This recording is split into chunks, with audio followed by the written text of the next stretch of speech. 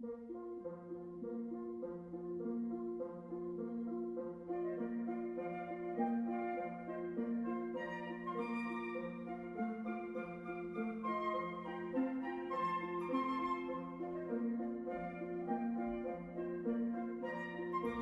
help me welcome Jim Landtroop.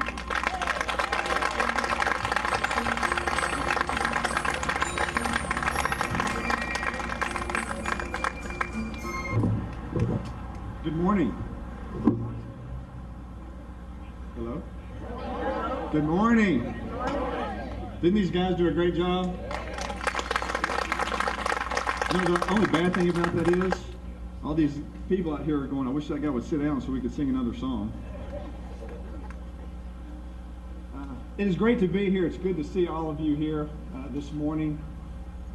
And throughout this morning, I think you're going to hear a lot about why this election in November is so important. It's so critical to the future of our nation and of our state. Whether it be redistricting, and the senator talked about some of these things, whether it be through redistricting, whether it be just an overburdensome government, whether it be high taxes, border security, violation of the 10th Amendment and states' rights, and all of these things are important. And all of these things should motivate you to get out into the polls in November. But I'm not going to go into detail on all of these issues this morning. This morning, I just simply want to take the opportunity to say thank you.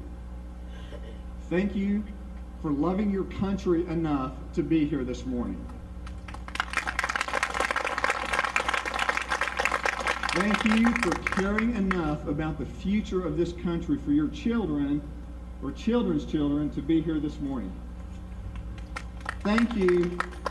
Thank you for understanding the times within which we live. In the Bible, there's a story. This girl named Esther. She became a queen. And she did it during a time where Haman was doing a lot of bad things to the Jewish people. And her uncle Mordecai asked her to get involved. But she was new to this. She'd never been a queen before. She didn't really know how to get involved. She really wasn't confident about it. And she said that to Mordecai. And Mordecai said, Esther, have you ever thought that maybe, just maybe, God puts you here for such a time as this? Well, I know there are probably some of you out here who have never been involved politically. Maybe you're not sure of what you need to do or how you go about doing it. Maybe you just don't have the confidence to get out there. Well, I say to you, have you ever thought that maybe, just maybe, God has brought you here today for such a time as this? You know, we're living in a time unlike any that our generation has ever seen. We are seeing attacks from both enemies, foreign and domestic. And it's not the first time in our nation's history that we've seen this. You know, I believe that we are in for a political awakening. I also fear that if we don't have a political awakening, that we're going to drift off and slumber in a bad dream of a socialist America.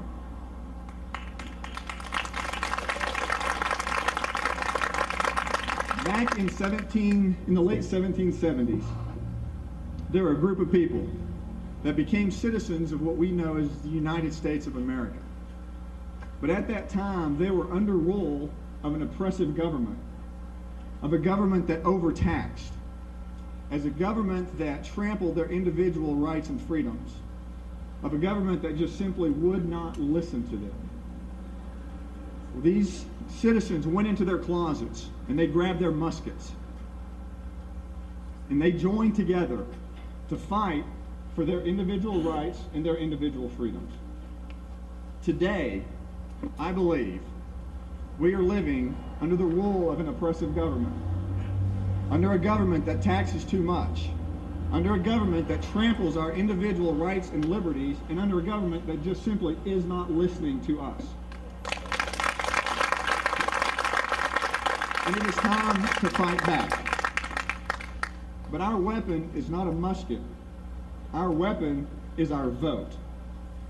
This battle will not be won out in the fields. The battle will be won at the ballot box. It is time, just like our forefathers fought to take this country, it is time that we stand up and we fight to take this country back.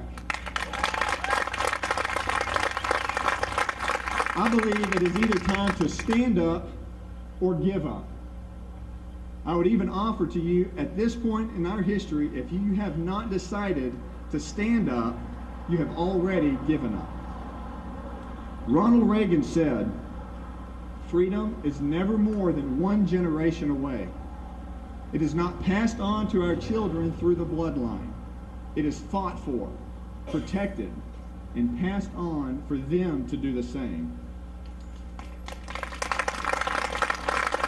And if we don't, one day we will spend our sunset years telling our children and our children's children what it was like to live in the United States where men were free. I commit to you, as long as there is breath in my body, I will never quit. I will never give up. I will always stand and fight against an oppressive government. I will stand and fight against overtaxation. I will stand up and fight for the individual rights and liberties that were given to us by our forefathers, our Constitution, and our God in heaven.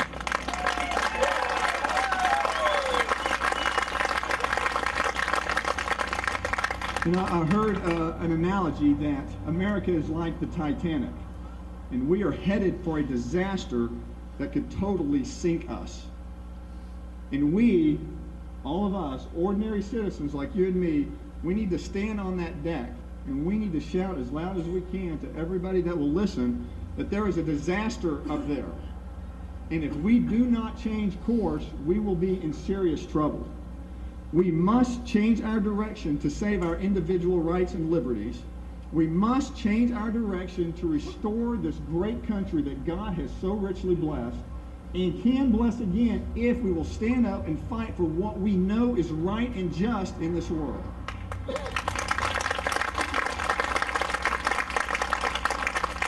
In his recent speech, Restoring Honor, just a few days ago, Glenn Beck said, when this is all done and this is over and we look back, may we not say that God was on our side, rather may we say that we were on God's side.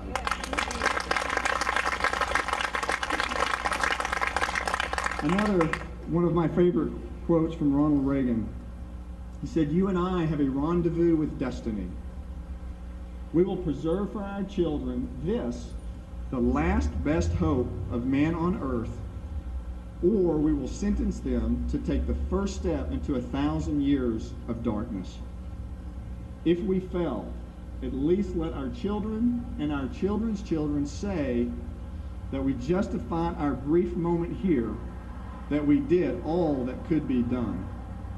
My question to each of you is, have you done all that could be done? You know, the Star-Spangled Banner actually has 3 verses to it. And I'm going to leave you with the last part of the 3rd verse of the Star-Spangled Banner.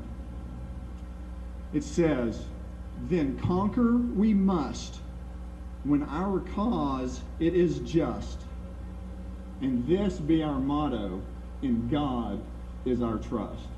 Thank you. Have a great morning, and may God bless you all.